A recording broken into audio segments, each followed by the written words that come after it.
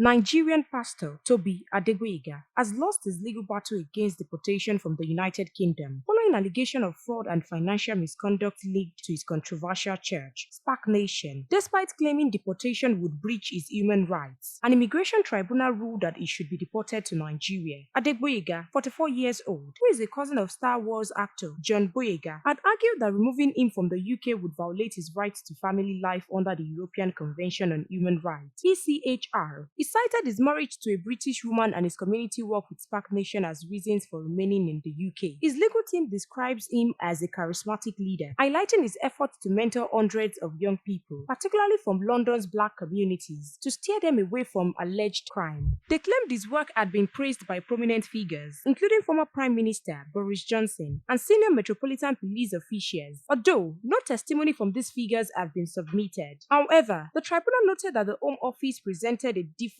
narrative. According to the judgment, various manifestations of Mr. Boyega's church have been closed down by either the Charity Commission or the High Court because of concerns over its finance and lack of transparency. Spark Nation was shut down after failing to account for more than €1.87 million in expenditures, with allegation that the church encouraged members to take drastic measures to donate money. Former members of the church accused the organization of being a cult, claiming impoverished individuals were urged to take out loans, commit benefit fraud, and even sell their own blood to fund the church. It is alleged that the church leadership lead lavish lifestyles. However, the tribunal concluded saying, "We are not satisfied that the good work undertaken generally would collapse, or even significantly suffer should the applicants be required to leave the UK. Weighing all of the foregoing in the balance, we conclude that the decision to refuse leave to remain was wholly proportionate." Stay tuned to NaijaNews TV for more verified and reliable news updates.